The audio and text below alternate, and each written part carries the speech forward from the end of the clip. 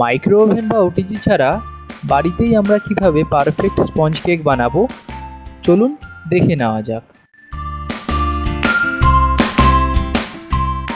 সবার প্রথমে আমরা এখানে নিয়ে নিচ্ছি 75 গ্রাম ময়দা। এইবার আমরা নিয়ে নিচ্ছি 25 গ্রাম কর্নফ্লোর।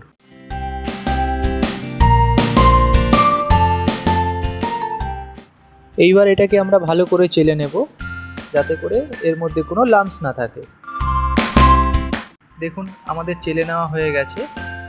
এবার আমরা এর মধ্যে অ্যাড করব 1 চুটকি নুন। এইবার আমরা অ্যাড করছি বেকিং সোডা, বেকিং পাউডার,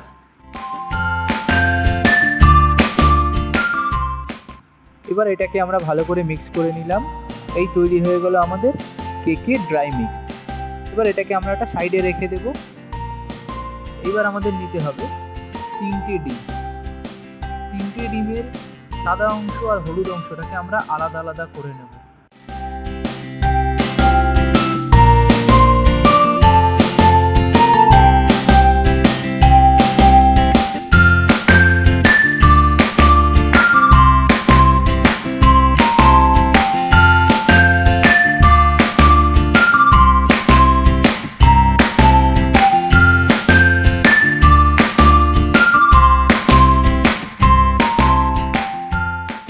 এখানে আমি 3টে ডিমেরই সাদা অংশ আর হলুদ অংশ আলাদা আলাদা করে নিয়েছি।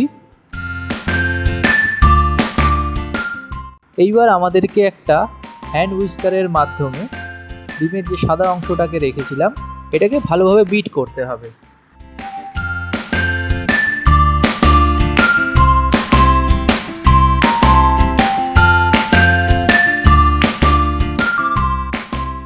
পাঁচ থেকে 6 মিনিট বিট করার পরে এবার এখানে আমরা অ্যাড করব গুঁড়ো চিনি।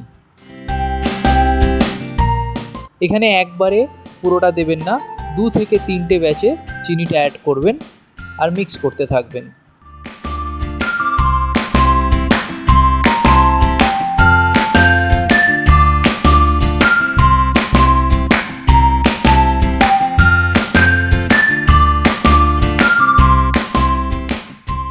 এইবারে আমি বাকি চিনিটা অ্যাড করে দিলাম।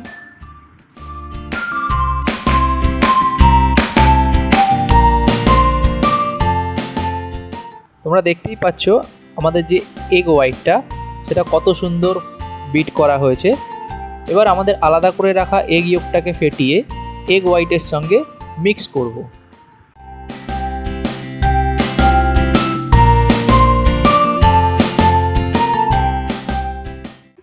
এগ হোয়াইটের সঙ্গে এগ ইয়োকটা মিক্স করার সময় এখানে কিন্তু কোনো রকম হ্যান্ড হুইস্ক বা হ্যান্ড বিটার ইউজ করব না।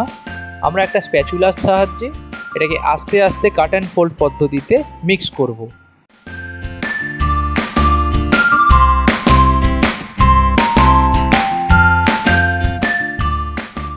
আমাদের এগ ইয়োক আর এগ হোয়াইট মিক্স হয়ে গেছে। এবার আমাদের আগে থেকে বানিয়ে রাখা যে ড্রাই মিক্সটা ছিল সেটা আমরা এখানে 2 থেকে 3 চামচ করে দেব আর মিক্স করব। এই ক্ষেত্রেও আমরা কোনো রকম হ্যান্ড হুইস্ক বা ইলেকট্রিক বিটার ইউজ করব না, একটা স্প্যাচুলার মাধ্যমে কাট অ্যান্ড ফোল্ড পদ্ধতিতে মিক্স করব।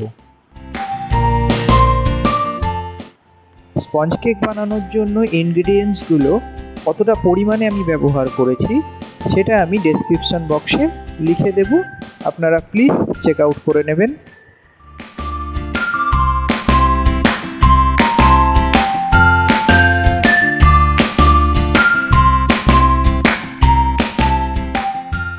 আমাদের কেকের লাস্ট ড্রাই মিক্সের ব্যাচটা এখানে অ্যাড করার পরে দেখুন আমাদের ব্যাটারটা দেখতে কীরকম হয়েছে। এটা অনেকটা স্টিকি হয়ে গিয়েছে।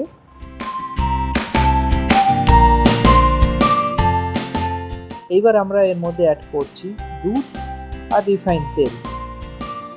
দুটোকে আমরা মিক্স করে নিচ্ছি।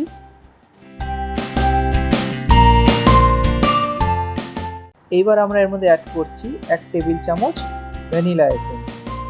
এবার এই 3টে জিনিসকে একসঙ্গে মিক্স করে আমরা আমাদের কেকের ব্যাটারের মধ্যে এটাকে পোর করে দেব আর এটাকে ভালোভাবে মিক্স করে নেব।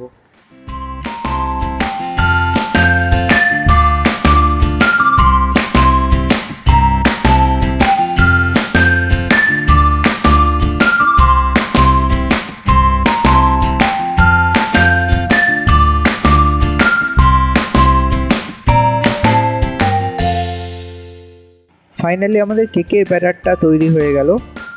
এবার এটাকে আমরা একটা সাইডে রেখে নিয়ে নেব একটা কেক টিন। দেখুন আমি এরকম একটা রাউন্ড কেক টিন নিয়েছি। এবারে আমরা একটুখানি রিফাইন তেল দিয়ে কেক টিনটাকে গ্রিস করে নেব, যাতে করে কেকটা ডিমোল্ড করতে আমাদের সুবিধা হয়।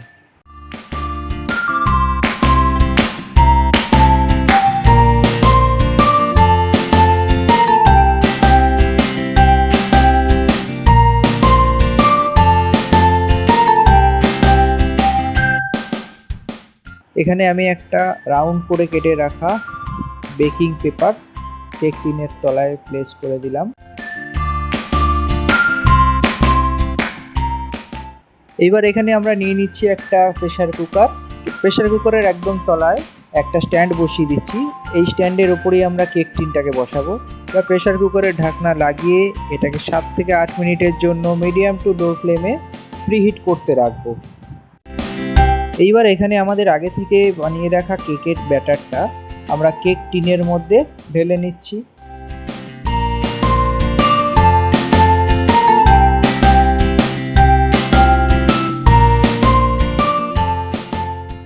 সাত 8 মিনিট হয়ে গেছে। প্রেসার কুকারটা ভালোভাবে প্রিহিট হয়ে গেছে। এইবার আমরা আমাদের কেকের ব্যাটারটা প্রেসার কুকারের মধ্যে বসিয়ে দেব। সাবধানে সাঁড়াশির মাধ্যমে বসাবেন, যাতে হাতে ছাকা না খেতে হয়।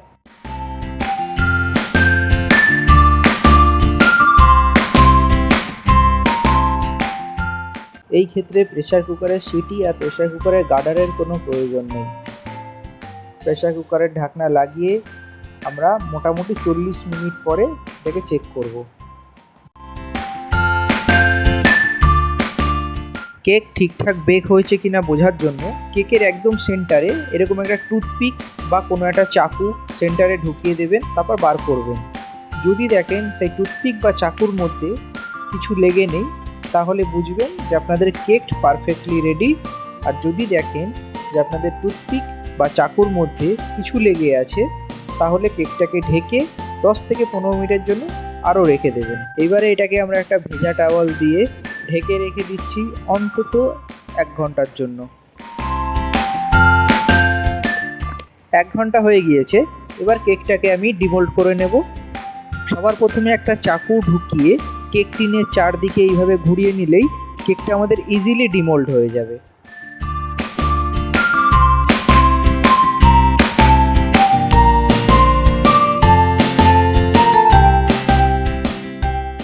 আপনারা দেখতেই পাচ্ছেন যে কেকটা আমাদের কত সুন্দর হয়েছে। কেকের কালারটা কতটা সুন্দর এসছে। এই দেখুন কেকটা হাইটও পেয়েছে, কেকটা কতটা স্পঞ্জিও হয়েছে। এইবার আমি আপনাদেরকে কেকটা কেটে দেখাচ্ছি। যদি আপনাদের আমার ভিডিওটা ভালো লেগে থাকে, তাহলে অবশ্যই আমার ভিডিওটাকে একটা লাইক করবেন, আমার চ্যানেলটাকে সাবস্ক্রাইব করবেন এবং কমেন্টে জানাবেন যে আপনাদের আমার ভিডিওটা কেমন লাগলো।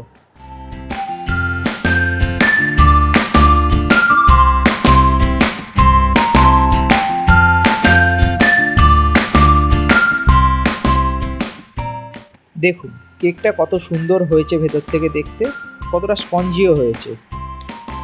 আশা করি বুঝতে পারছেন যে কেকটা কতটা স্পঞ্জি হয়েছে।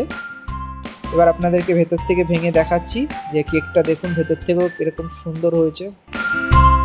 এই পদ্ধতিতে যদি আপনারা স্পঞ্জ কেক বানান বাড়িতে, তাহলে আশা করি আপনাদের স্পঞ্জ কেকটাও এরকম সুন্দর আর স্পঞ্জি হবে।